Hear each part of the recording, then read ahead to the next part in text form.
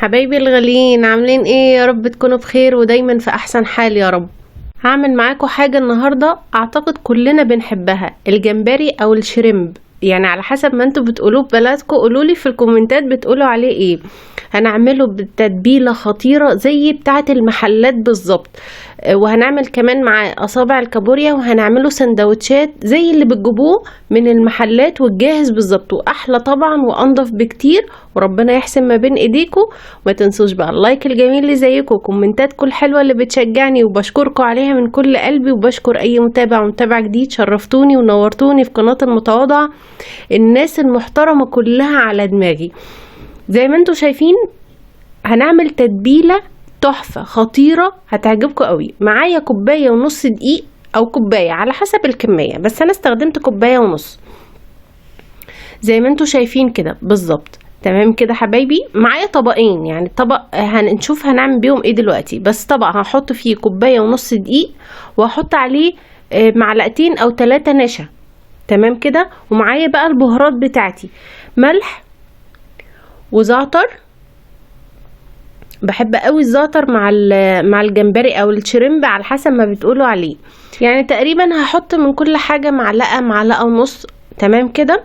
وهحط كمان كزبرة. جربوا الكزبرة مع الجمبري بتوديه في حتة تانية خالص. جربوا الأكلة دي بنفس التتبيل هتعجبكم أوي إن شاء الله. وهحط كاري زي ما بقول لكم، تقريبا من كل حاجة معلقة، من نفس المعلقة اللي انتوا شايفينها الصغيرة اللي هي بتاعة البهارات بتاعتنا. تمام كده حبايبي.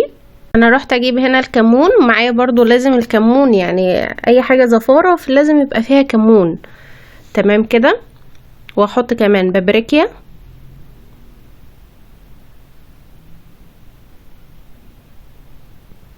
وبصل بودر، وتوم بودر، يعني البصل بودر وتوم بودر. بس انا هحط ايه معلقه مش مليانه من البصل بودر وتوم بودر، وممكن تستغنوا عنها. اي بهارات من اللي انا بحطها دي انتوا ممكن تستغنوا عنها لو انتوا ما بتحبوهاش، ممكن تبدلوها بحاجه تانية لو انتوا عايزين.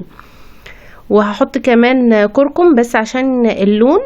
ومعايا بهارات سمك، دي بهارات بتبقى جايه من العطار كده، بيبقى فيها تشكيله بهارات من اللي احنا حطيناها، بس انا بحب احطها يعني. تمام كده. ممكن تستغنوا عنها كمان لو انتوا عايزين. ومعايا كمان بيكنج باودر، هحط يعني معلقه صغيره او معلقه كبيره كده مسح زي ما انتوا شايفين. هقلب بقى البهارات بتاعتي، طبعا ظبطوا الملح على حسب الكميه. هاخد من الخليط اللي انا عملته ده ببهاراته في طبق، والطبق التاني هيبقى فيه نفس الخليط. هنشوف دلوقتي هنعمل ايه. الطبق اللي حطينا فيه تقريبا ربع الخليط هحط عليه 3 معالق ل4 بقسماط ناعم. تمام كده. والخليط التاني هنزوده ميه، هنعمله عجين زي الكيك كده او اتقل من الكيك شويه. هنشوف دلوقتي مع بعض. انا كده الطبق اللي هو فيه البقسماط جاهز معايا، والطبق اللي هو الاولاني اللي احنا سيبنا فيه 3/4 تقريبا هنحط عليه ميه زي ما قلت لكم، هنعمله زي الخليط كده. تمام كده حبايبي. ايوه بصوا زي ما انتوا شايفين، وبعمله زي الخليط، ما تاخدوش بالكم انا كنت بكلم بنت اختي عادي يا جماعه. تمام. انا كده بقى عملت الخليط وبهاراتي وسبتها على جنب. وهنعمل الطحينه. الطحينه اساس مع الجمبري، يعني ما فيش جمبري من غير طحينه. معايا طحينه خام كوبايه بقى، نص كوبايه على حسب الكميه، وحطيت عليها كمون وشطه وحبة كزبرة صغيرين ممكن تستغنوا عنها، ورشة جوز الطيب. جربوها مع الطحينة هتعجبكم قوي. انتوا ممكن يبقى على قد الكمون والشطة والملح وخلاص على كده، بس جربوها مرة كده، تحطوا رشة جوز الطيب وحبة كزبرة صغيرين، هتفرق معاكم قوي قوي قوي. هحط كمان خل زي ما بقول لكم، الكميه دي على حسب بقى عدد الاسره، وربنا يحسن ما بين ايديكم يا رب، ويوسع عليكم وعلينا اللهم امين، ويرزقكم جميعا ويرزقنا من وسع يا رب، ويبلغنا رمضان واحنا كلنا في احسن حال يا رب العالمين.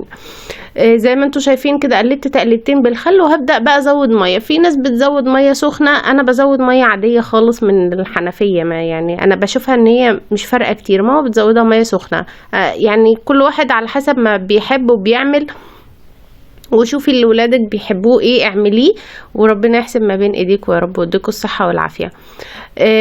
زي ما انتوا شايفين ما تخلوهاش خفيفه قوي، يعني الطحينه ما بتبقاش زي الميه، لان هي لما بتبقى خفيفه بصراحه ما بيبقاش لها طعم. في ناس بتحط لها شبت، براحتكم، احنا ما بنحط لهاش اي حاجه خضراء بصراحه. وفي ناس بتعملها بالزبادي، فكل واحد على حسب ما هو بيحب ايه الطريقه اللي بتريحه. بعد ما ظبطت الملح بتاعي ووصلت للقوام، حطيت عصره الليمون وهي كده جاهزه معايا، وهتاكلوا احلى سلطه طحينه، ولا هتقولولي من احلى مطعم ممكن تاكلوها في حياتكم، بجد تحفه قوي. معايا الجمبري طبعا متنضف ومتشال سلسلة الرمل بتاعته. اغسلوه بالملح، يعني اغسلوه دعكوه دعكة بالملح، وبعدين اغسلوه تحت الحنفية ومية جارية كده، هتلاقوه زي الفل معاكم. هنا بدأت احطه بقى في الخليط اللي احنا عملناه، وارجع احطه في الدقيق والبقسماط، يعني بصوا بنفضه كده بايدي تنفيضة عشان يديني تعريجة اللي احنا بنحبها بتاعت البانيه، عارفينها بتاعت البانيه والكنتاكي والحاجات دي. بصوا تحفة، خطير بجد قوي. عشان تاكلوا بقى سندوتشات زي دي بنفس الكمية دي دلوقتي من اي مكان هتدفعوا مبلغ وقدره. احنا بجد يعني كنا على طول بنجيبه، لا بقيت بصراحة بقيت اعملها في البيت لان بقت غالية جدا. والاصابع الكابوريا بتيجي كده جاهزة، وحطيتها برضو زي الجمبري كده في الخليط، ورجعت حطيتها في الدقيق والبقسماط، ومعايا بقى زيت غزير سخن. واول ما سخن كويس قوي بدأت احط الجمبري جنب بعضه، ما تحطوهوش على بعضه، تمام كده؟ مش هياخد منكم بتاع 3 دقايق بالظبط، وهيبدأ يطلع معاكم كده. وحطوه في مصفى، بلاش على مناديل عشان ما يطرش معاكم. وبصوا زي ما انتم شايفين بدأت اطلع الجمبري واحط اصابع الكابوريا، او احط بقية الجمبري.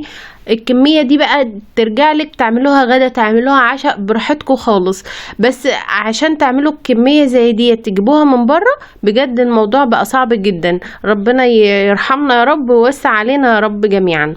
معايا بقى العيش الابيض، او مش عارفه انتوا بتقولوا عليه ايه. بدات اعمل زي اللي كنا بنجيبها من المحلات او المطاعم. بحط الطحينه وارجع احط بقى الجمبري، واحط على اصابع الكابوريا. عملتها معاكم بطريقه تانية كانت تحفه جدا مختلفه، ارجعوا شوفوها او هسيب لكم اللينك بتاعها.